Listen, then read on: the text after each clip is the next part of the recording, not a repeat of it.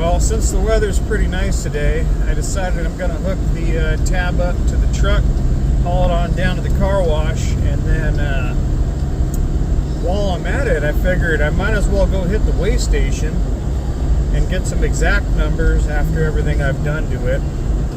But first, I'm going to weigh the truck and see what its numbers are, and then I'll weigh the truck and trailer combined, and then I can deduct the weight from the back of the truck, and that way I can get an accurate hitch weight with that trailer attached, I think. If not, it's just interesting to know what everything weighs and the balance of your vehicle. I figured this would be kind of a cool, quick video to make for maybe somebody that's never went to a weigh station or is curious on how to do this. Kind of makes you feel like you're a trucker. It's kind of fun.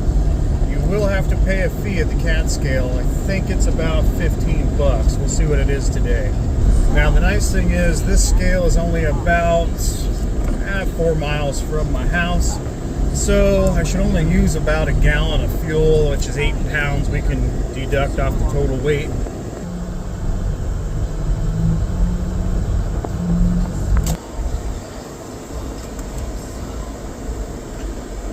So what you're going to do is you're going to roll up right in between the yellow lines at the scale, and you're going to pull right up to this speaker box that you can talk into. But what I'm going to try to do is get this truck perfectly centered at its access point. I'm going to say my center point of this truck is about right at the back door, so we can get weight nice and even. Then you're going to go up and hit this button and let them know you're here.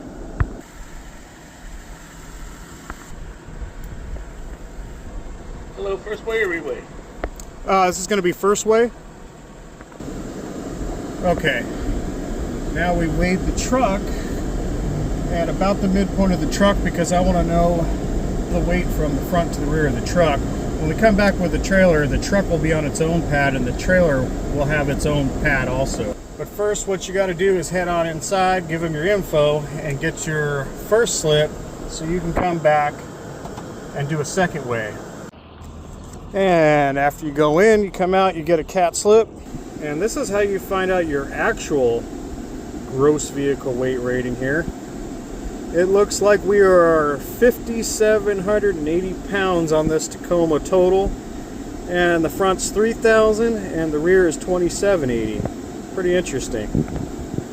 Now if you want to just weigh your trailer and truck combined and save time, you can do it that way. I thought it'd be interesting to weigh the truck separately of the trailer to know what each are, and then I'm going to come back with the trailer, see if we can fit it on these scale pads, and then I'll deduct the number off the truck for the amount of weight that it added to the back of it.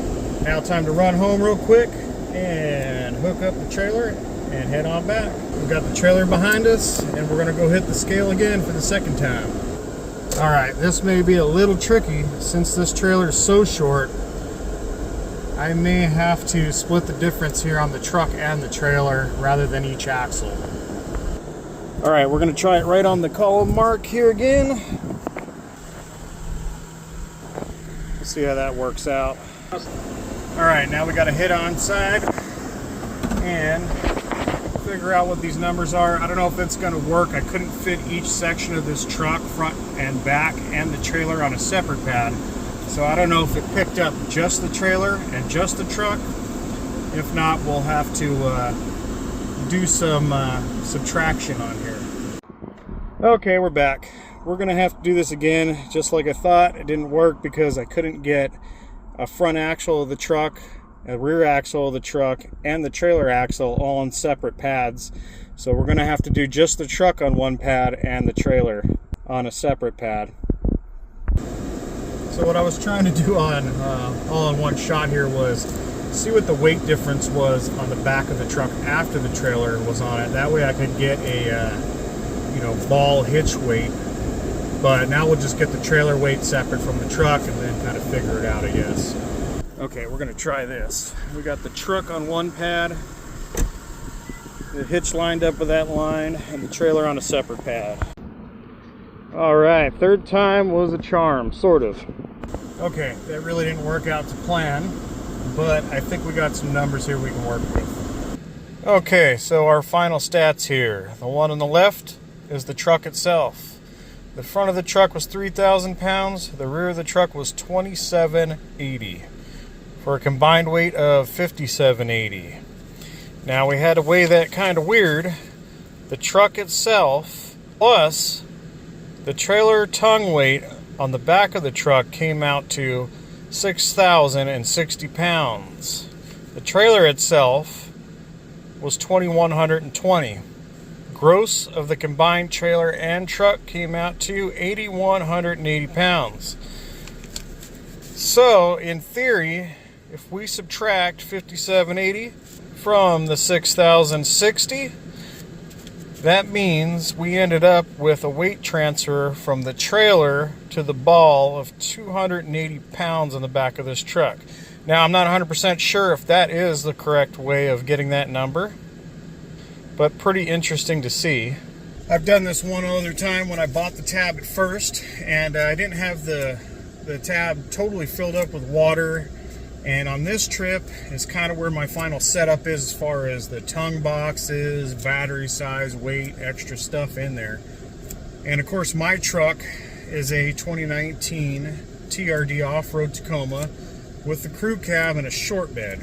Now, I have done a lot to this truck as far as a roof rack, the camper on the bed, rock sliders, which were pretty heavy, and of course, taller dumb big tires, which put a lot of weight into this truck. And that's about 1,000 pounds over what this truck was. The gross vehicle weight rating on this truck on the sticker saying 5,600 pounds. With all that being said, this is why you never trust the auto manufacturer's numbers, the RV guy's numbers, or your gross vehicle weight sticker on your vehicle or truck. Especially if you're like me and you've made a lot of modifications and changes. The way I did this today, everything is loaded exactly how it is when I take off on a trip. And that's why I wanted to get a specific exact set of numbers on that to see where I was at. Now, if you'd like to leave some comments, I'm sure I got some of those numbers wrong, and it's probably not the perfect, correct tongue and ball weight by doing it this way. Let me know. But now you know the real world numbers when it comes to this. And that's why it's good if you have a scale in your area. Take out your vehicle, get it weighed, take out your trailer and vehicle together and see what it weighs. Then you have an exact understanding of what you're dealing with. Now, that's not going to change anything for me. I'm not going to sell this truck and go get a bigger truck. It pulls the tab just fine with how I have everything configured. But it might be pushing it depending on your setup. If you were going to go with like a tab 360 or a 400, pushing, 2,700, 3,200 pounds of trailer, the engine and transmission in the vehicle are one thing, but when it comes to all that weight and what you have in your vehicle, and by the way, when I did that weight, I did it with myself in the vehicle also. So engines and transmissions and all that can vary. That isn't really what dictates towing a trailer. That's going to be how well you can stop this thing if you have to stop it. Now, as far as the engine and transmission go, you could always use more power, right? Now, I myself, if I continue on towing this trailer, I may one day move up to a slightly larger truck. I'm in no hurry to get anywhere, but it would be nice to have a little more get up and go, a little heavier vehicle in the instance you may need it to control that trailer a little better in a bad situation, but mainly so I don't put as much stress and load on a smaller tow vehicle than I would a larger one. Now, could you tow something bigger with this truck? Yeah, probably. It all depends on what you're doing. If you're staying under 55, 60 miles an hour, probably be okay, and you're on flat terrain most of the time. But if you're heading up and down mountains, you're in higher altitude, you're going to want something with a little more power. And that's all up to you and how you like to drive and how your vehicle feels to you. I myself feel like, maybe a little more power would be good. Well, either way, I thought that was pretty interesting. I don't know if that really helps anybody, and I'm not here to dictate on what you should tow or what you're comfortable with towing, but that'll give you a little insight. If the RV dealer says, hey, your Tacoma can tow a 5,000 pound trailer, yeah, can it and will it is a totally different story. I could tow a 5,000 to 8,000 pound trailer with this truck if I were staying under 45 miles an hour, I had the rear suspension beefed up, and I were only going 25 miles down the road.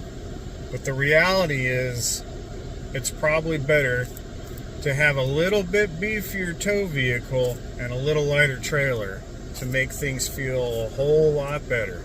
Well, I know I said in the last video that was going to be my last video before I went camping, but I figured while I had the trailer hooked up and I was going to head to the car wash, I might as well go get it scaled and weighed while everything was loaded out to its max.